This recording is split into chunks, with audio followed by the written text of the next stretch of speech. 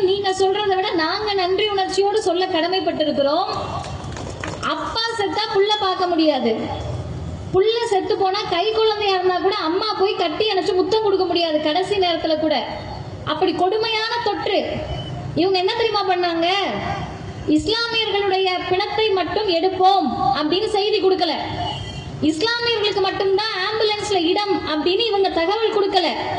யார் செத்து மடிந்திருந்தாலும் நீ எங்களை எதிர்க்கக்கூடிய சங்கியாக இருந்தாலும் சரி, உன் பிணத்தை நாங்கள் சுமப்போம் என்று சுமந்தவர்கள் மனிதநேய மக்கள் கட்சியை சார்ந்தவர்கள், தமுமுகவை சார்ந்த சகோதரர்கள். ஏன் சகோதரர்கள்னு சொல்றோம்னா, எவ்வளவு பெரிய ஜனநாயகம் தமிழ்நாட்டில் இருக்கிறது. ஏக இறைவனின் திருப்பெயரால் தான் நீங்க நிகழ்ச்சி ஆரம்பிப்பீங்க.